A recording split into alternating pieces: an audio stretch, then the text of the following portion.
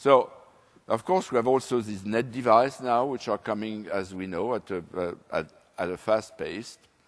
And so what it means for security is that security, instead of being network and perimeter-centric, wants to become data and data center-centric. And I think the notion that Chris explained today of that many small perimeters, I think is a very interesting one.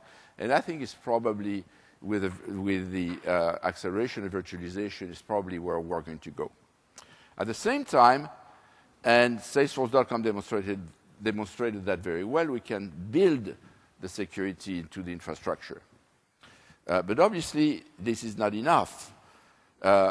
You cannot always rely on the infrastructure to essentially audit that infrastructure. So we see security emerging as a service as well, and for two reasons.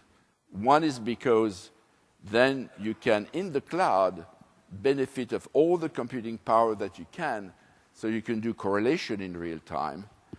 And you could also start to have that notion of real time, if you prefer, response to attack.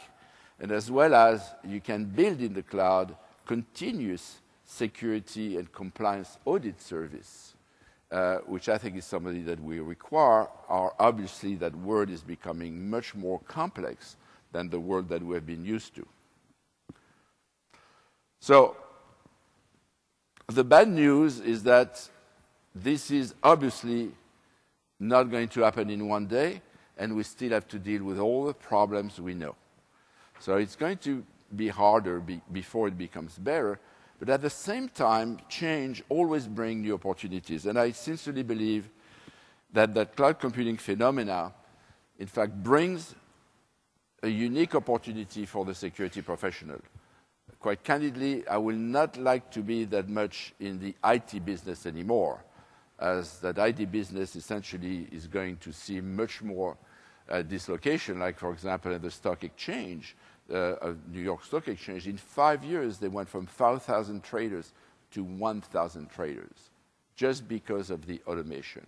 And that's what is happening very clearly in the IT industry. Conversely, I think for the IT security, we have, in fact, a fantastic opportunity, because not only we have to go and build the security into a totally new, different way, but we have essentially also, security has become crucial to the business. The business has to collaborate, has to expand.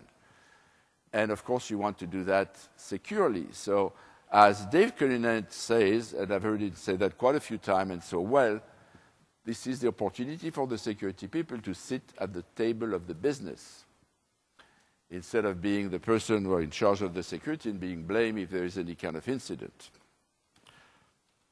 So let's try to project a little bit more our future, and I think there's the presentation of this morning was also very, very clear about it. So we are essentially entering in a world which is going to become more complex. Very similar, I would say, to the human body, where there's a lot of interaction constantly. Everything is connected with everything.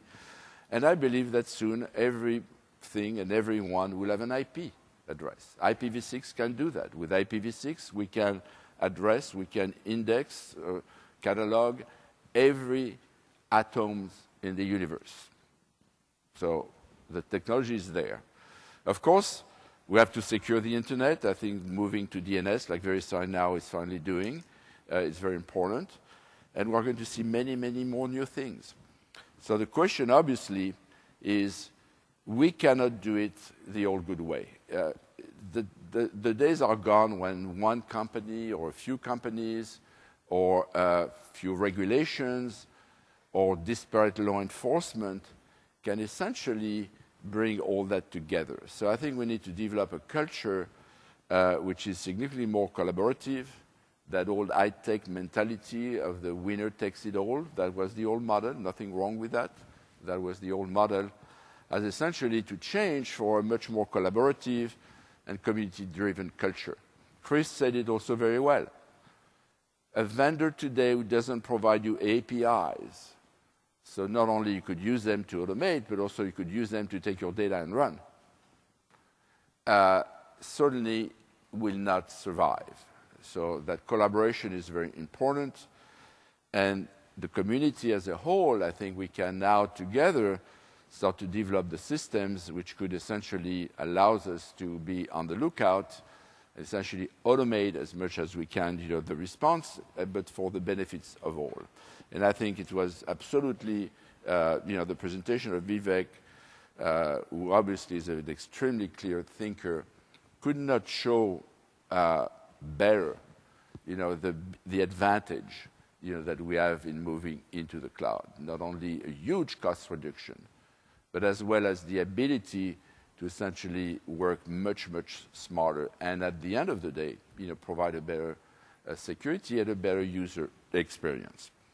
So, in conclusion, now that we have essentially learned how to be a thinker, exponential thinker, if you prefer, I would like to ask a question to see if we can predict in a way that future. So the question is, what do you think is the next technological breakthrough that will help continue fueling the exponential growth of mobile computing? Looking back, mobile computing has been absolutely increasing exponentially. So is that going to continue? And of course, in order for that, we need that technology. In fact, an example I will give you, it took 45 years for commercial aviation to be viable from the day of the Brother Wrights. And you can track all the inventions in between, and you could see the growth, and at the end of the day, the acceleration, because the goal was to obviously make commercial aviation affordable and secure on the other hand. So it took that, but it has been an exponential growth of technologies which brought that to us. So what do you think is the next breakthrough or the next technology, maybe technologies, which is going to essentially continue fueling the growth of mobile computing? So think about it, and I will give you what I submit that is going to be an invention, a breakthrough in battery technology. And in fact, today, there is a company in Florida which has a working prototype of an ion lithium battery, which is manufactured in a totally different way. Currently, the problem with ion lithium batteries is that you have to put liquid inside, so you have to have something to hold it, and the manufacturing process is pretty tedious, and they weigh a lot. So you cannot put a lot of power in the devices as much as you would like to. So what they've done is, like we know today how to print transistors. So they have managed to print ion lithium batteries, and it's totally solid. And now what you can do is stack these films on the top of each other to create batteries, and you end up, for the same weight, you end up to about 4 to 5 times the capacity of those batteries. So that's, I believe, could be or will be one of these technological breakthroughs which are going to continue fueling the growth of mobile computing. So with that, I would like to thank you very much. And if you would like to get a copy of the presentation, or if you'd like to share your views or give me some comments, we'll be very happy to answer you. And albeit I use a Mac, you can reach me at pc@qualys.com. Thank you very much.